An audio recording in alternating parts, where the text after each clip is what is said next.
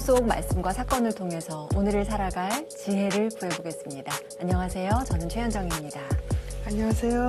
이남입니다. 박사님 오랜만에 뵙습니다. 네, 잘 다녀오셨죠? 네, 건강히 지내셨어요? 네, 그냥. 그러니까 하루하루 일상이 별탈 없이 무사한 것도 참 감사한 일이기는 한데 그래도 우리는 언젠가는 네. 모두 다 네. 마지막 날을 맞이하잖아요. 네.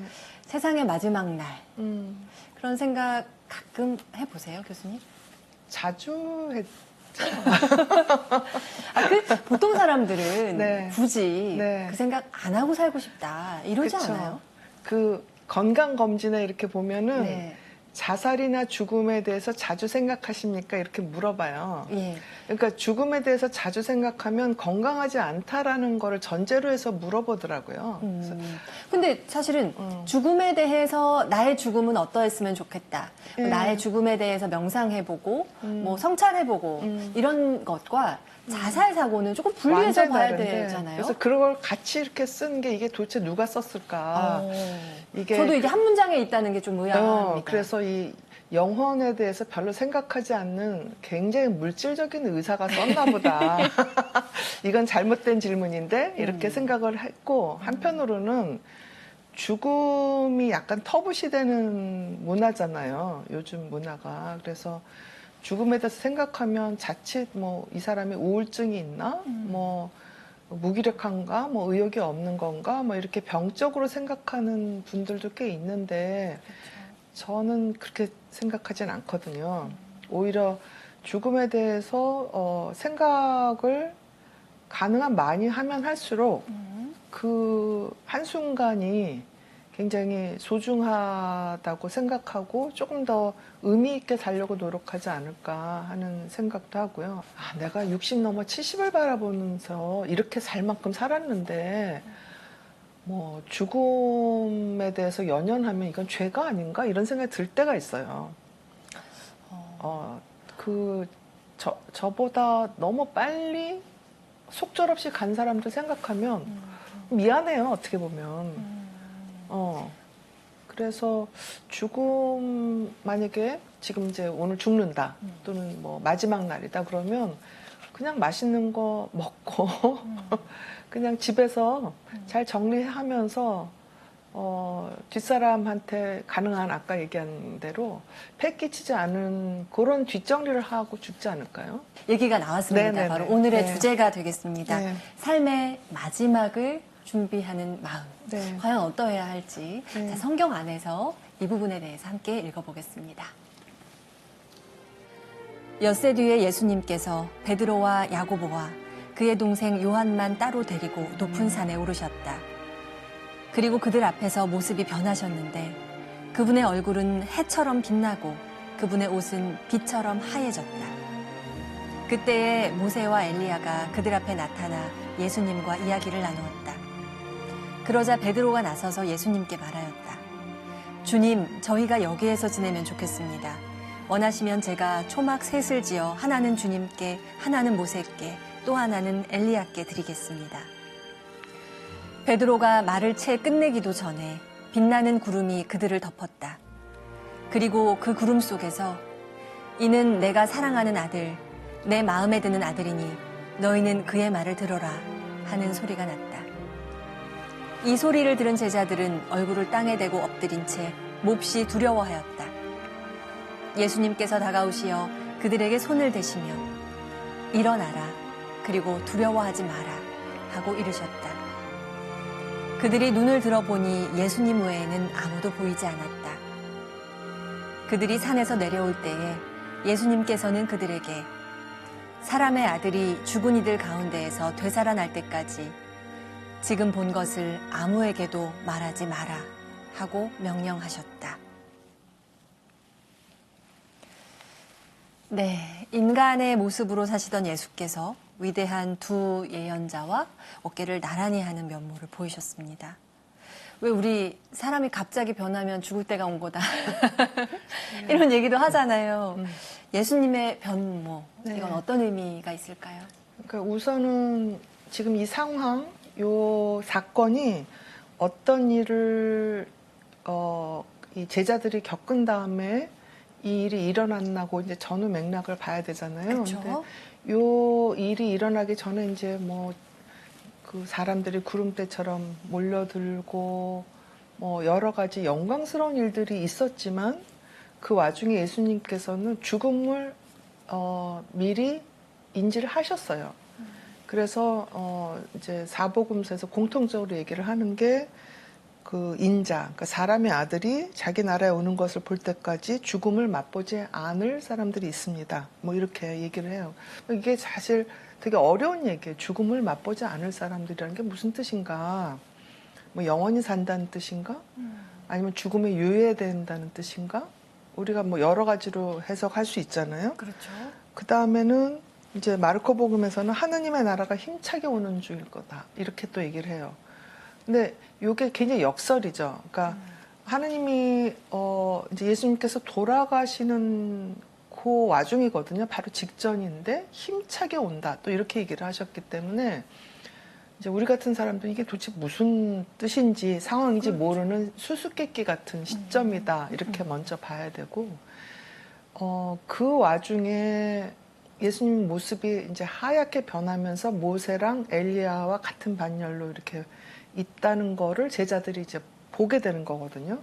그러면 그전에는 제자들은 예수님에 대해서 뭐 예언자시다, 뭐 랍비다, 뭐 스승이다, 뭐 이런 식의 이제 생각을 했지, 모세나 엘리야보다 더 높으신 분이라는 데까지는 아마도 생각을 하지 못했을 거예요. 그러니까 유다 이스카리옷 같은 제자는 뭐 우리를 해방을 하게 해줄 사람인가?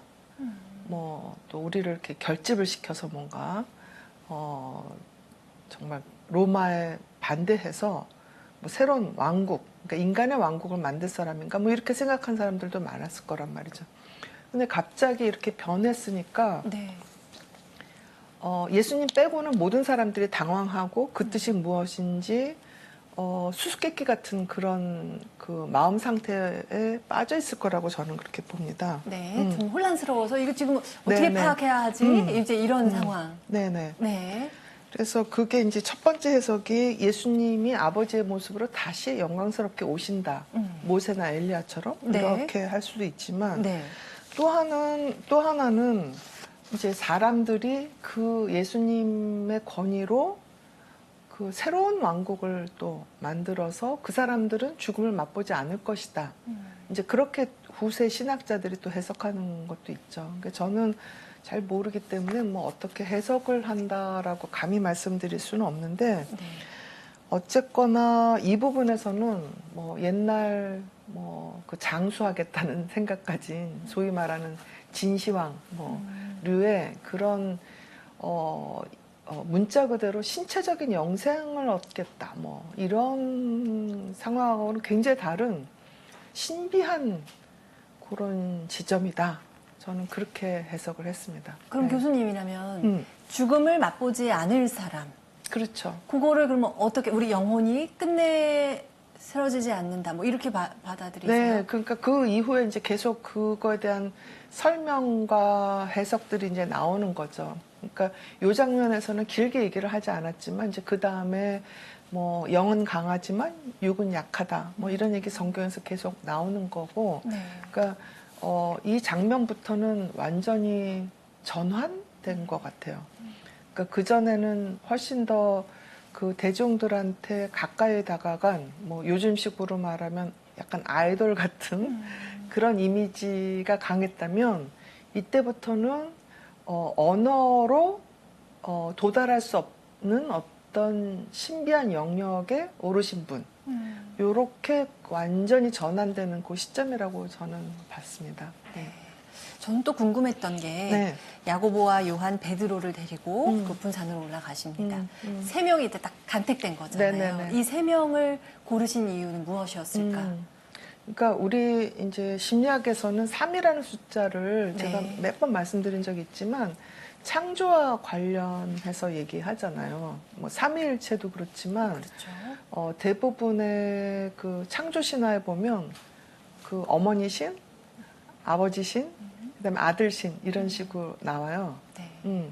그래서 이 3이라는 숫자가 갖고 있는 역동성. 완성된 느낌? 그렇죠. 그러니까 뭐 예전에 우리 전통 동양 사상으로 보면 음이 있고 양이 있으면 새로운 게 나오는 거죠. 그래서 이 3이라는 숫자가 어떻게 보면 교회의 시작이죠. 그러니까 베드로가 반석이지만 이 야고보와 요한은 그 이후에도 계속 등장하는 가장 사랑하는 애제자라고 할 수 있거든요. 근데 네.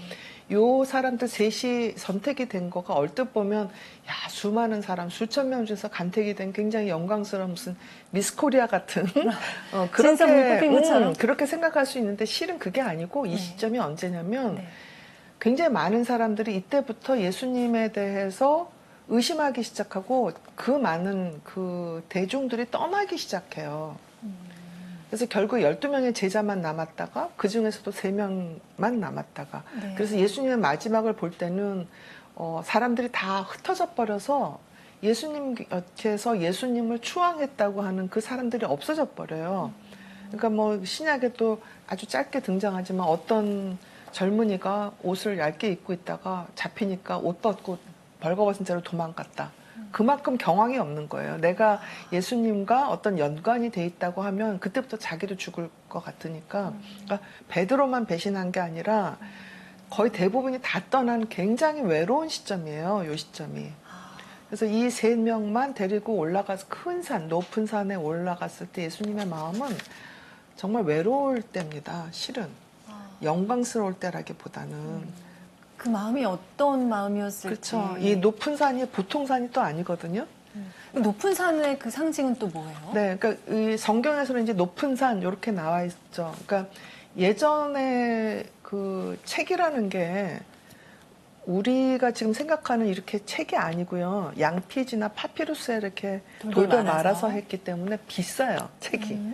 그래서 성경을 보면 굉장히 축약이 돼 있고 군더더기가 없어요. 그걸 다 일일이 쓸 수가 없으니까. 그래서 높은 산을 정확하게 얘기를 안 했는데 이제 후세 신학자들이 가장 높은 산이 헤르몬산이라고 이스라엘에 있어요. 근데 그 산은 우리가 보통 이스라엘 하면 이제 광야, 뭐 사막 이렇게 하는데 거기는 눈이 있어요.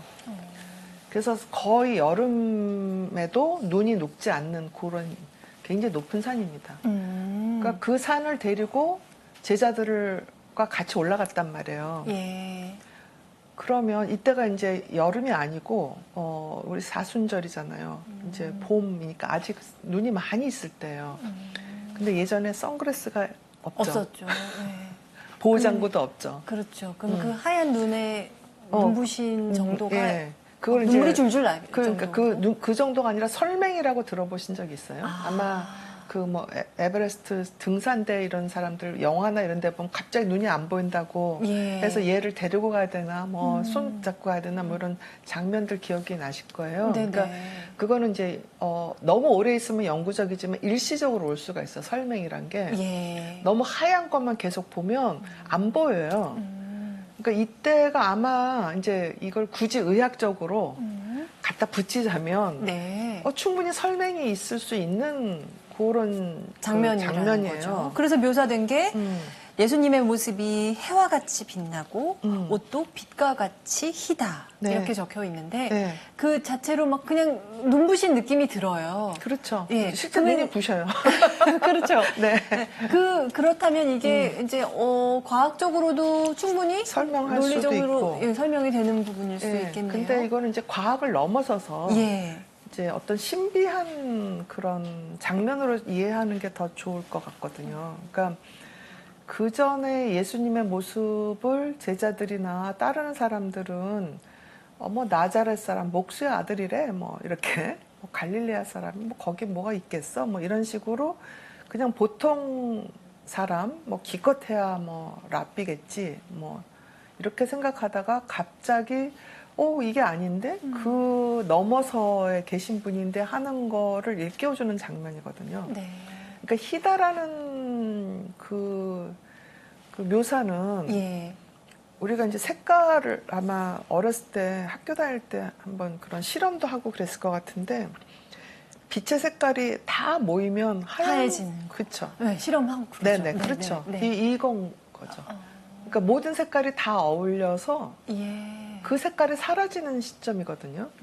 그러니까 보통 이제 리더들이면 나는 빨개, 나는 파래, 뭐 이런 식으로 자기 색깔을 주장을 하죠. 막 나는 초록색이야, 나는 보라색이야, 난 이런 사람이야.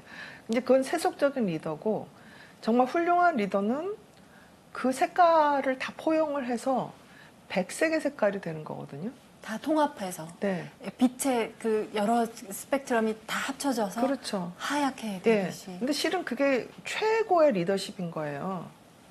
리더십은 나는 이런 사람이야를 내세우면 안 된다고 저는 생각해요. 그래서 그거를 이제 뭐 타블라 라사 뭐 이런 얘기도 뭐, 그러니까 빈 공간. 네. 그 라틴어긴 하지만 저는 좋아하는 말 중에 하나거든요. 타블라. 이게 이제 테이블이라는 그런 뜻인데, 네. 그러니까 우리가 빈 공간 뭐 이런 백지? 백지. 그러니까 아이들이 백지 같아서 아이들한테 뭐를 알려주면 아이들이 그만큼 잘 자란다 뭐 이런 얘기 하잖아요. 근데 그건 아이들한테만 해당이 되는 게 아니라 빈 공간 백색 같은 그런 리더라면 어떤 색깔도 포용할 수가 있겠죠. 그 사람이 빨갛든 파랗든 보라색이든 그 사람이 늙었든 젊었든 여자든 남자든 백색의 그 마음을 갖고 그 사람들을 포용을 해줘야 되거든요. 자기를 내세우면 그거는 자기예요. 리더가 아니고. 그러니까 그거는 이제 집에서 주부들도 마찬가지예요. 주부가 애들이 이제 있잖아요. 그러면 뭐 큰 애 있고 작은 애 있어요. 그러면 큰 애는 큰 애대로 작은 애는 작은 애대로 걔네들의 개성을 살려주는 게 진짜 엄마지. 엄마는 이렇게 생각해. 그러니까 너희는 이렇게 해야 돼라고 강조하고 강요하면 그게 좋은 엄마는 아니잖아요. 선생님들도 마찬가지죠. 만약에 선생님 나는 보수주의자야. 그러면 내가 보수적인 생각을 하니까 너희들도 그렇게 생각해야 돼라고 강요하면 좋은 선생님은 아니죠. 그렇죠. 나는 진보야. 그러니까 너희들도 그래야만 돼. 이것도 아니거든요.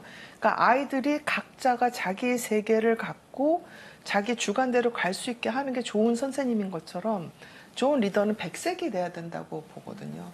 그러니까 이때 예수님의 변모는 그냥 세속적인 리더에서 정말 그야말로 영적인 리더로 바뀌는 그 아주 중요한 시점이라고 저는 봅니다. 네. 그 눈부신 그 장면. 네. 네, 근데 백색이 가지는 상징적인 힘도 분명히 있다는 걸 새삼 또 느끼게 되는데요. 네, 네. 저는 이런 궁금증도 있었습니다. 과연 예수님이 모세 엘리야와 어떤 대화를 나누셨을까요? 그렇죠. 그런 생각 할 수 있어요. 네. 저도 그거가 이제 궁금하긴 했는데 실은 제 결론은 뭐냐면 그분들이 나눈 대화는 언어 도단의 대화다. 우리가 언어 도단이라 그러면 그거 말도 안 돼. 그럴 때 언어 도단이야라는 말을 쓰는데 그거는 잘못된 표현이고요. 네. 원래 언어 도단이라는 말은 예. 언어가 멈춰서 갈 수 없는 지경. 그러니까 그 언어를 넘어선 진리.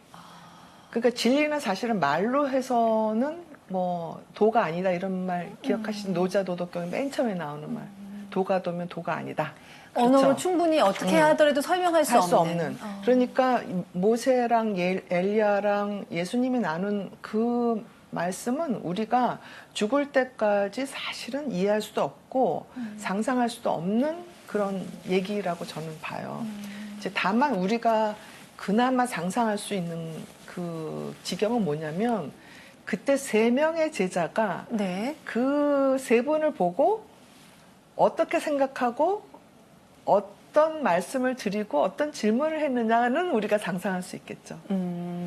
그렇죠. 그 제자들이 그 셋의 장면을 어떻게 이해하고 받아들였는지에 그렇죠. 대해서도 네네네. 우리가 좀 논의해 볼 수 있을 네, 것 같아요. 네. 그럼 교수님 어땠을까요? 그러니까요. 저도 보면 참 기가 막힌 그 3명의 그 짝이거든요. 그러니까 그 이제 예수님이 여기 계시고 예. 이렇게 모세가 있고 엘리야가 있어요. 예. 그리고 여기 베드로가 있고 야고보가 있고 요한이 있어요. 있고, 예. 예수님은 하느님과 통하시는 분이잖아요. 근데 모세는 정치 지도자인 동시에 십계명이라는 그 계율을 얘기한 그 세속적인 지도자죠, 어떻게 네. 보면. 근데 해방을 시켜준 지도자잖아요. 엘리야는 예언자입니다. 그러니까 이 모세를 어찌 보면 견제할 수 있는 예언자 역할을 한 그 영적인 지도자예요. 네.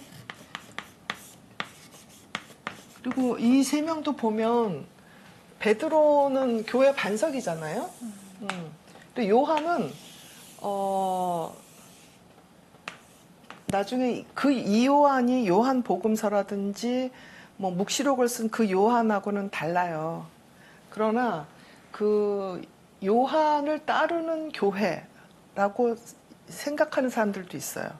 그러니까 요한 복음서가 요한을 따르는 교회 사람들이 쓴 거. 그다음에 그 묵시록도 역시 요한을 따르는 사람들 중에 한 명이 쓴. 그래서 이제 요한이라는 말이 거기에 붙은 것일 거다라고 얘기하는 사람이 있어요. 근데 네. 그러니까 같은 사람은 아니지만 그 정신을 계승한다는 거거든요. 그러니까 어찌 보면 그 베드로는 그 교회를 단단하게 만들어준 그 뭔가 서브스턴스가 있는 물질이 있는 거를 만들어줬다면 요한은 영적인 어떤 부분을 해준 거고 이 야고보는 바오로나 이런 사람들하고 계속 떠나면서 다니면서 전파를 하고 하는 역할을 또 해요. 그러니까 꼭 그렇게 딱딱딱딱 정해줄 수는 없지만 네. 그렇게 셋이 이렇게 서로 만난단 말이죠. 이렇게. 근데 이 사람들 이 야고보 베드로가 예수님한테 기도하는 거, 모세를 보면서 얘기하는 거, 엘리야를 보면서 얘기하는 게 다 달랐을 거예요. 이 세 명이 또 달랐을 거고. 네. 그래서 우리는 이쪽이죠. 이쪽이 훨씬 더 가까운 거죠. 그래서 이거를 볼 때 이 사람들이 무슨 얘기를 했나도 물론 상상해 보면 그것도 큰 즐거움이지만 이제 우리 같이 평범하고 죄 많고 문제 많고 뭐 잘못 많은 사람들은 이렇게 세 분이 우리 앞에 나타나면 뭘 얘기를 할까? 그걸 가끔 이제 적극적으로 한번 생각을 해보는 거.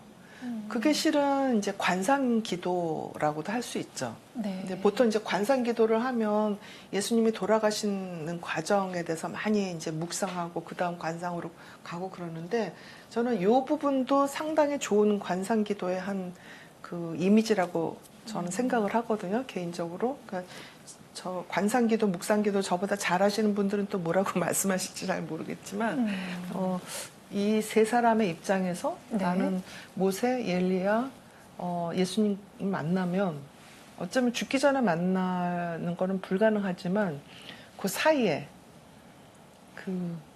뭐라 그러나 저 같은 사람은 아마 기껏해야 연옥으로 가지 않을까요? 네. 그 사이에 잠깐 만약에 만날 수 있다면 내가 무슨 얘기를 할까? 뭐 이런 생각을 해보면 그것도 좀 사는데 힘이 되고 도움이 되지 않을까? 그냥 혼자 공상 중에 하나입니다. 네. 관상기도의 중요한 장면일 수 있다. 네네네. 네. 그래요. 그런가 하면 이 장면이 복음서에 어떻게 해서 이렇게 중요하게 기록이 됐을까? 네. 네, 복음사가들은 이 장면을 어찌 알고 그렇죠. 어떻게 기록을 했을까? 그렇죠. 그러니까 이게 사복음서에 다 나오는 장면이 드문데 네. 여기 그래도 세 복음서가 나온단 말이에요. 그만큼 공신력이 있다라는 뜻이죠. 그래서 예수님이 변모하셨다는 그 장면이 없으면 네. 실은 그 십자가의 순환이 또 설명이 되지가 않죠. 예, 그냥 슬픈 비극적인 뭐 요즘식으로 말하면 안중근 의사나 윤봉길 의사 정도로 끝났었을 가능성이 있죠. 근데 이 장면이 있기 때문에 안중근 의사나 윤봉길 의사를 넘어서는 분이라는 거를 우리가 확신할 수 있게 하는 그런 장면이겠죠. 예. 성경 속에 예수님의 죽음과 대비되는 인물이 또 등장한다고. 그렇죠. 이렇게 변모하셔서 돌아가시는 분, 뭐 어떻게 보면 엘리야도 이제 그 유대 전승에 의하면 또 성경에도 약간 그런 식으로 하지만 하늘을 이렇게 승천했다 뭐 이런 얘기도 있고 또 성모님 승천했다는 얘기도 있고 그런 것도 이제 교회에서 받아들이고 그런 부분이 있죠. 근데 아주 이쪽 양극단이라고 그러죠. 예수님의 그런 부활과 완전히 반대되는 부분이 사도행전은 살짝 나옵니다. 그 이제 헤로데 아그리빠. 이제 사도행전은 이제 헤로데 왕으로 얘기를 하는데 이 헤로데 왕은 그 사도들을 굉장히 베드로나 뭐 이렇게 굉장히 아주 뭐라 하나 억압을 하고 못 살게 굴죠. 뭐 이제 갖은 악행을 했는데 본인이 자기가 뭐 굉장히 뛰어난 사람인 것처럼 막 연설을 하고 그러니까 거기 있던 사람들이 신이 왔나 보다 이렇게 얘기를 할 정도로 굉장히 그러니까 우쭐해졌어요. 네. 근데 그 이 헤로데 아그리빠는 3대예요. 헤로데 대왕, 헤로데 안티파스, 헤로데 아그리빠인데 아그리빠가 뭐예요? 그리스 말이잖아요. 예. 그러니까 이 사람은 정체성이 거의 그리스 사람이었어요. 그래갖고 자기가 그 연설할 때 자기가 그리스 신 중에 하나라고 그렇게 우쭐대다가 죽었는데 네. 죽고 나서 성경에는 아주 짧게 벌레들한테 먹혀서 뭐 6일 동안 뭐 그냥 그대로 있었고 뭐 어쩌고 굉장히 짧게 돼 있는데 실은 그 유다 고서나 뭐 이런 역사책에 보면 이 헤로데 아그리빠가 여자 관계 굉장히 복잡하고 근친상간에 뭐 아주 정말 천하에 몹쓸 사람이라서 죽고 나니까 자식들끼리 싸움이 났어요. 그러니까 장사를 못 지냈어요. 그래갖고는 해를 넘기고 여름에도 그냥 시체를 놔두니까 구더기가 뭐 드글드글 했대요.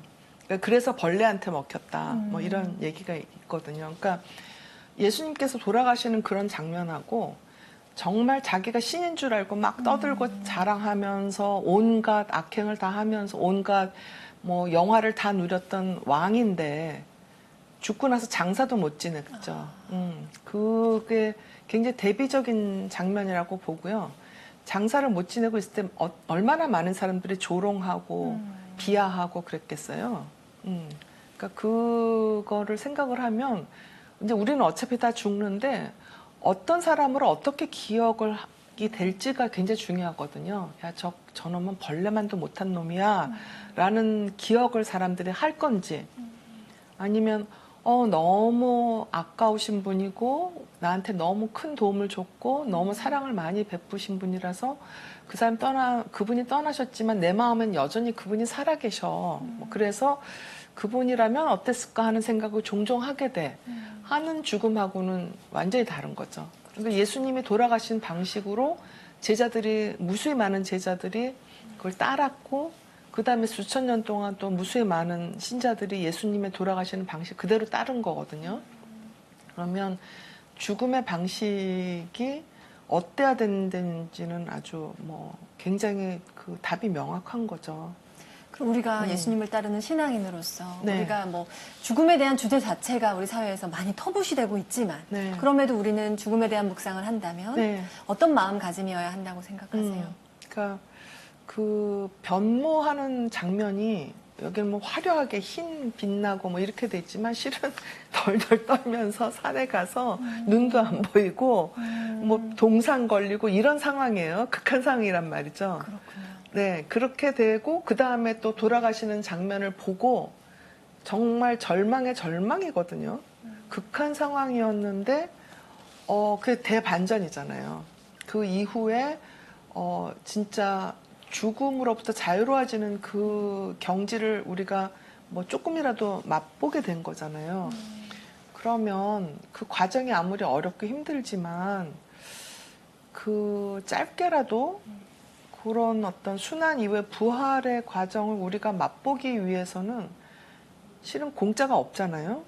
그런 고통스러운 과정을 겪어야 된다라는 그런 가르침일 수도 있는 거거든요. 그러니까 헤로데 아그리빠처럼 잘난 척하고 온갖 영화를 다 누리면은 죽기 전까지 고통스럽지 않을 수도 있어요. 그렇죠? 그렇게 잘 먹고 잘 살고 뭐 지 하고 싶은 대로 다 하고 죽을 수도 있어요. 근데 죽고 나서 사람들한테 벌레반도 못한 사람이라는 얘기를 들을 건지, 그리고 영생은커녕 정말 뭐 지옥에 어디로 갈지 모르는 그런 상황이 할 건지, 그건 이제 각 개인의 선택이겠죠. 나는 뭐 죽을 때 죽더라도 헤로데처럼 떡떡거리고 살겠다. 나 기빨나게 살 거야 라고 생각할 수도 있어요. 우리나라 지금 굉장히 물질주의적인 나라이기 때문에 아, 그 죽은 다음에 뭐 천국 가면 뭐 하고 다 소용없어. 다른 사람한테 뭐 좋은 식으로 기억되는 게 나한테 무슨 의미야? 나는 헤로데 대왕처럼 그렇게 사는 게 내 인생의 꿈이야 라고 생각할 수도 있어요. 그건 뭐 누가 뭐라고 그러겠어요. 근데 만약에 모든 사람이 다 그렇게 생각을 한다 그러면 뭐 지옥으로 갈 것까지도 없을 것 같아요. 여기가 이 지옥이 땅이 되겠죠. 지옥이 될 것 같아요. 네. 모든 사람이 다 내 욕심만 차리고 죽은 다음에 다른 사람이 나를 어떻게 평가하든지 말든지 다른 사람한테 해를 끼치든지 말든지 나 하나 잘 먹고 잘 살겠다라고 생각을 한다면 죽기 전에 이미 지옥인 거죠. 근데 그런 쪽으로 가고 있나? 그런 그 공포감 이런 게 들 때 가끔 있어요. 너무 사람들이 그악스럽게 공감하지도 못하고 그렇죠. 자기 이익만 차리고 그러면서 부끄러워하지 않고 겸손해하지도 않고 그럴 때 여기가 벌써 지옥으로 가고 있나? 나는 뭘 하고 있지?